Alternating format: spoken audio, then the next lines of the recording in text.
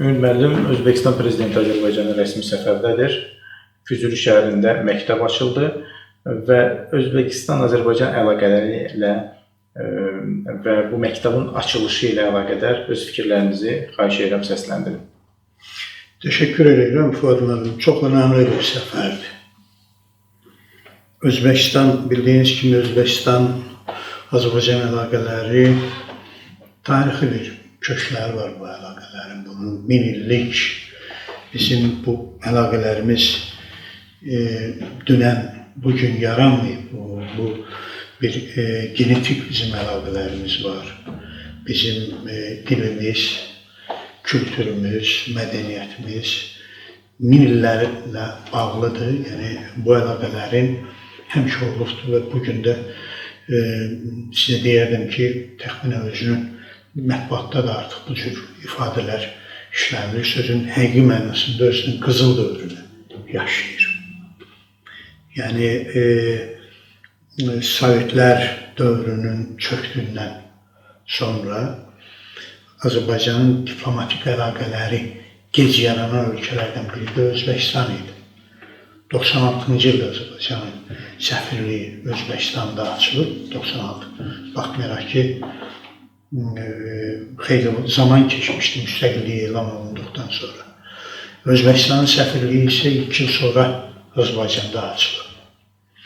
Amma nə xoş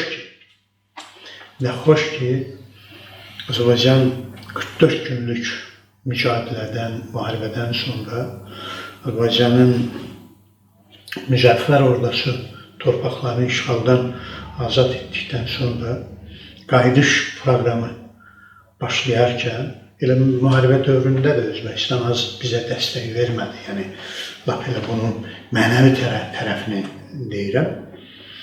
Amma bu qayıdış proqramı başlayarkən ilk Azərbaycanın çağırışına, Azərbaycanın qayıdış proqramına dəstək mesajı ilə Özbəkistan çıxış elədi.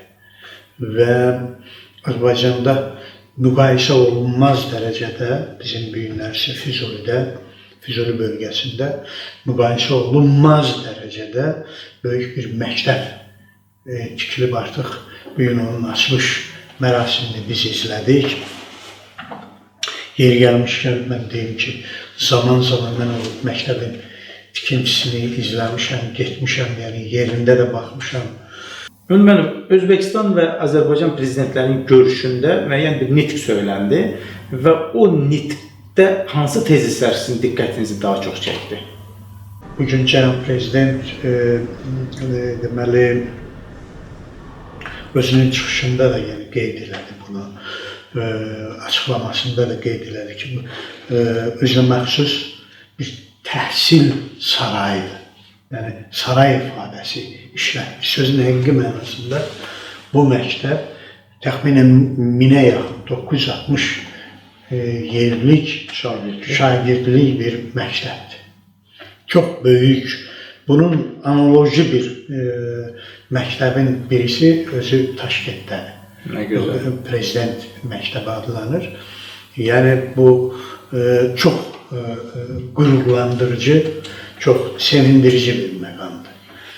Yeri gəlmişkən onu deyim ki, Şövkət Mirciyevin və cənab prezidentin bu səfəri çərçivəsində çox önəmli sənədlər imzalandı. Və bu sənədlər, bunu da cənab prezident xüsusi vurğuladı ki, bizim artıq münasibətlərimiz artıq deyək ki, dost ölkələr deməli münasibətlərinin müstəvizi çərçivəsinə artıq biraz da yuxarı qalxıb, bizim artıq deməli bir şuramız, yəni ölkələr arası bir şura formalaşıb ki, biz daha dinamik, daha deyək ki, ilişkilərin inkişafı üçün, daha tez qərarların qəbul olunması üçün fəaliyyət göstərən bir şura formalaşıb ki, bu da yəni ölkələrimiz arasındakı münasibətlərin qurulmasında, inkişaf etdirilməsində çox böyük önəmi vardır. Fuad, mən sizin özünüzün də bir tərəfiniz Füzulidəndir. Mən sizə deyim ki, bir Füzuli torpağının yetirməsi olaraq çox qürur keçirirəm. Yəni qürurluyam bu günlərsi. Mən Füzulinin bir neçə gün öncə ilk deməli köçkünlərin regiona Füzuliyə qayıtmasında mən də iştirak elədim. Çox gözəl evlər tikildi və həddindən artıq, yəni mən o şəraiti gördüm, vəziyyəti gördüm və mən o acı günlərin bir şahidi kimi çox çətin anları yaşamış birisi kimi, yəni bu günlərin nə qədər deyək ki, xoş olduğunu mən fərqindəyəm. Şükür bu günümüzə. Yəni çox bu səfərin müxtəlif səpkilərdən şərh eləmək olar. Mən düşünürəm ki, təkcə bu deməli bugün jurnalistlərdən mənə müraciət elədi. Bu məktəblə bağlı fikirləriniz nədir? Mən dedim ki, bu qardaş dəstəyidir. Bu əsl qardaşın qardaşa heç gözləmədən, hansısa dəvət gözləmədən, üçün Özbəkistanın Azərbaycan üçün olan jesti də məhz bu şəkildədir. Ümumiyyətlə siz Özbəkistanla bir Beynəlxalq Avrasiya Mətbuat Fondu rəhbəri olaraq çoxdan əlaqələr saxlanmış bir ictimai təşkilatsınız. İctimaiyyət olaraq fəaliyyətləriniz olub. Mən istəyərdim ki, izləyicilərimizə biraz o fəaliyyətləriniz haqqında məlumatlar verərsiniz. Təbii ki, Beynəlxalq Avrasiya Mətbuat Fondunun bu əlaqələrin, bu ilişkilərin formalaşmasında azacıq da olsa bir qatkısı var. Biz Azərbaycana ilk bu ağır günlər zamanında ilk jurnalist səfərlərini təşkil edən bir təşkilatıq. Yəni biz Özbəkistandan gələn ilk qrupun səfərini, Qarabağ səfərini təşkil eləmişik. Onların deyək ki, bir bütün o regionlarda, Füzulidə, Ağdamda, Tərtərdə, bütün o gərgin nöqtələrə onların səfərləri olub və ilk məlumatlar da real Azərbaycanın Qarabağda üzləşdiyi problemlərlə bağlı ilk məlumatlar da məhz Beynəlxalq Avrasiya Mətbuat Fondunun vasitəsilə olurdu. Özbəkistanın çox dəyərli bir ziyalısı var. Mən burada onun adını xüsusilə qeyd etmək istəyirəm ki, bu məsələlərdə Şöhrət Barlasın xüsusi rolu olubdur, əvəzsiz xidmətləri olubdur. Bir də Şöhrət Barlas Özbəkistanda ermənilərin təsirinə məruz qalmış. Tək ki, Özbəkistanda yox, elə Moskvanın özündə də bir dəfə onu həbs eləmişdilər. Özbəkistanda da həbs olunubdu. Yəni, oradakı erməni diasporasının fəaliyyəti nəticəsində Şöhrət özdə bir dəfə yox, bir neçə dəfə bu cür. Bir də bildiyim qədərilə siz onu gündəmə gətirib, onu sərbəst buraxılmasına çox ciddi şəkildə. Bizim müəyyən dəstəyimiz olubdur. Təbii ki, biz Şöhrətlə uzun illərdir əməkdaşlıq edirik, dostluq edirik, onun fəaliyyətinə dəstək olmağa çalışırıq. Şöhrət bir sıra çox önəmli Türkistan, deyək ki, soyqırımı ilə bağlı çox ciddi araşdırmaların, bu soyqırımlar haqqında çox ciddi araşdırmaların ortaya gəlməsində Şöhrətin xüsusi əvəzsiz xidmətləri var. Mən inanıram ki, bu xidmətlər də zamanında öz dəyərini alacaqdır, biləcəkdir, tapacaqdır. Yer gəlmişkən Şöhrət bugün həm də bizim İlnişin təmsilçisi də Özbəkistanda salamlarımızı çatdıraq özünə. Çatdıraq və biz əslində qalanda Şöhrətlə ilk günlərdən belə bir əməkdaşlığın, belə bir günlərin olması üçün kifayət qədər ciddi mücadilələr aparırdıq və düşünürdük ki, biz yer gəlmişkən gecə də biz ondan danışdıq, gün səhər də danışdıq. Yəni, nə qədər Şöhrət özü də qürur keçirir bu məsələlərlə bağlı. Yəni, doğrudan da mən ölkə rəhbərləri bir-birini vizit eləyirlər, ziyarət eləyirlər. Bu səfərin, yer gəlmişkən Azərbaycana ilk səfəridir. Nə gözəl. Və bu səfərin bu səfərin çox önəmli bir səfərdir, ciddi bir səfərdir. Yeri gəlmişdən bu səfər haqqında bir məlumat və mənim diqqətimi çəkən bir məqam oldu ki, prezidentlər bir-birləri ilə Azərbaycan və Özbək dilində danışırlar və sanki tərcüməçiyə ehtiyac yoxmuş kimi bir təəssürat yaratmağa çalışırlar. Bundan əvvəlki prezident İslam Kərimov idi və İslam Kərimov Sovet İttifaqının bir mirası kimi orada rəhbərlik edirdi və o vaxt rusca daha çox münasibətlər qurulurdu. Belə bir müqayisə aparsaq, yəni siz bu Özbəkistan-Azərbaycan əlaqələrinin ta Sovet İttifaqından bu yana takipçisisiniz, bilirsiniz. Müqayisə aparsaq sizcə o İslam Kərimov və bugünkü prezidentin Azərbaycanla münasibətlərini necə qiymətləndirərdiniz?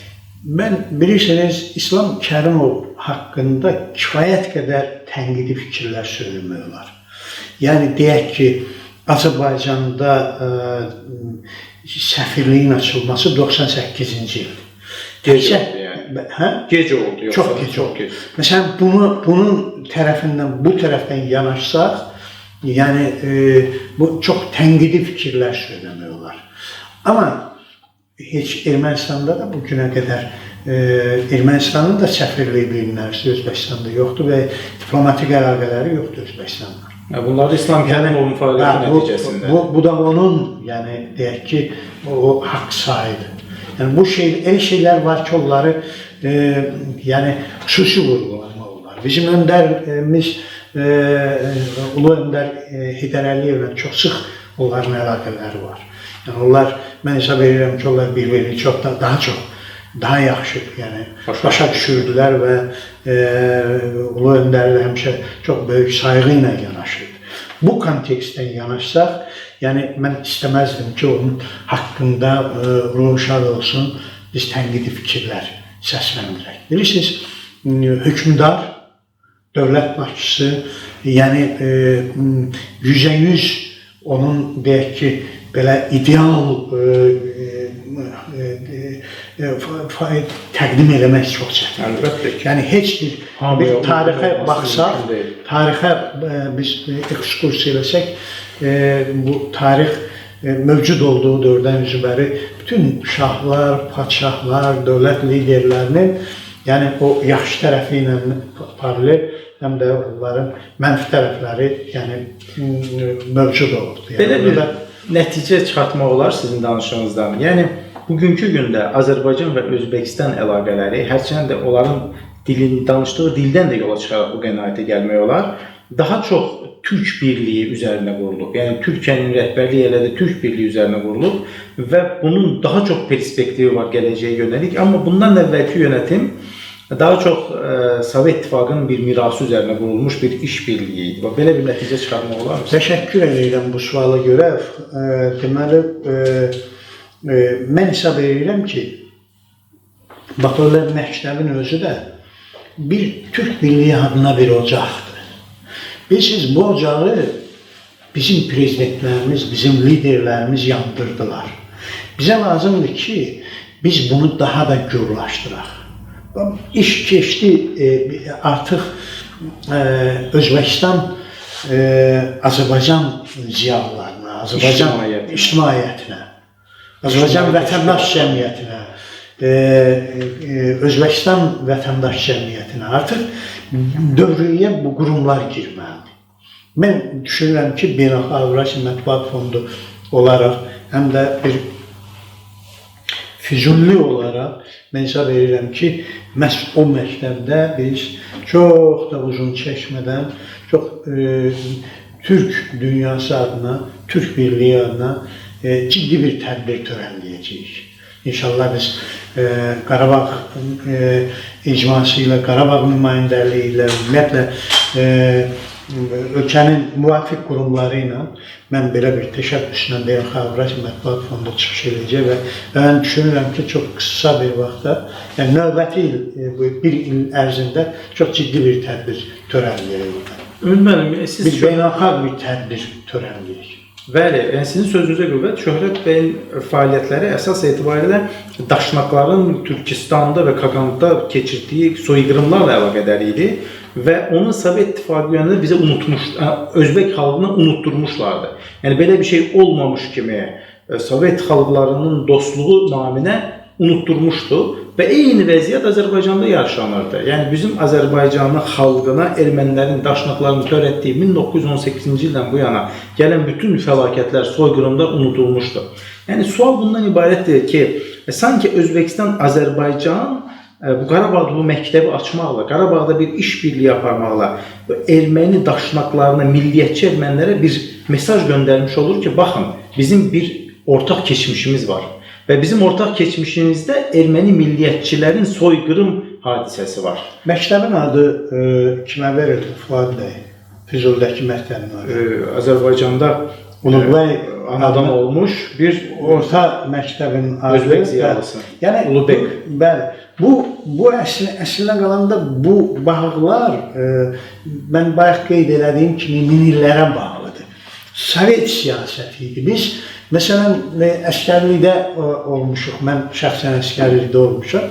Biz bir Qafqazlı deyə bir obraz yaratmışdıq. Biz hər hansı bir konflikt olurdusa, hər hansı bir mübahisə yaranırdısa əskərlikdə, deyək ki, biz daha çox ermənilərin mövqeyini dəstəkləməyə çalışırdıq və özbəklərdən biraz kənar dururduq.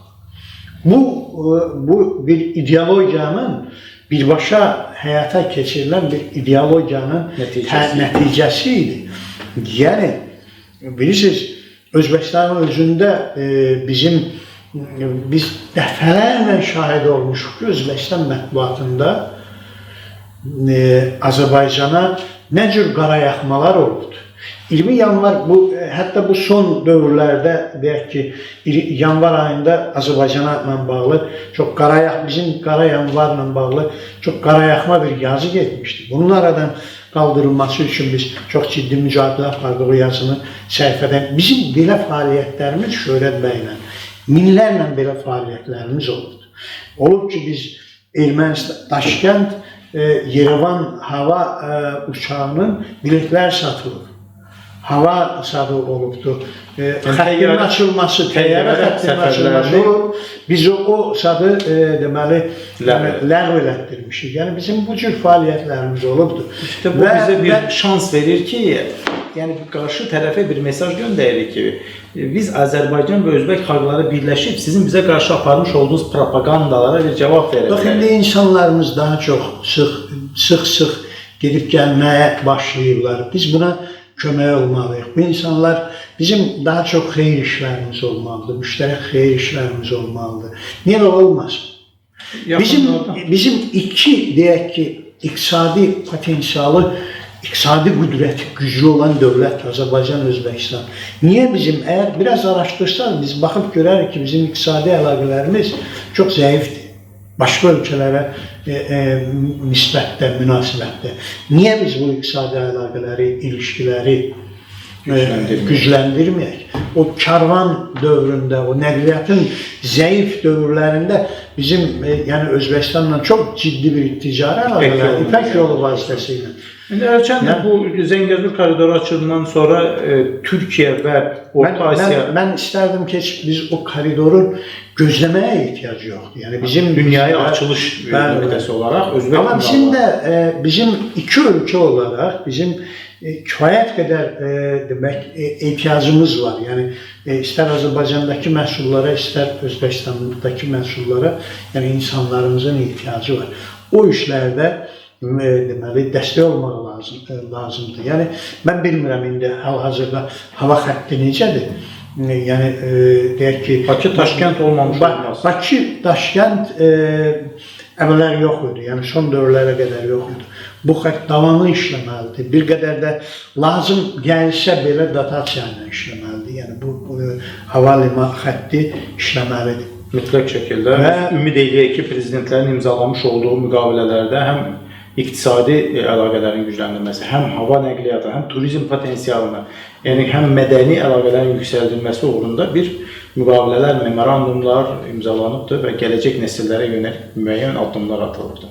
İnşallah. Bizim də bu işə düşünürəm ki, töhfəmiz olmalıdır və deyək ki, bayaq qeyd elədiyim kimi Füzuli məktəbi də, yəni Türk dünyası adına bir ocaq olaraq bu insanların başına yığışdığı bir məkan olacaq, mən hesab edirəm. İnşallah önümüzdəki təhsil ilinin ilk günündə biz öz əməkdaşlarımızla gedib Özbəkistanın Füzulidə açmış olduğu məktəbdən ilk dərslərdən bir reportaj yayınlayıb izləyicilərimizə göstərərik.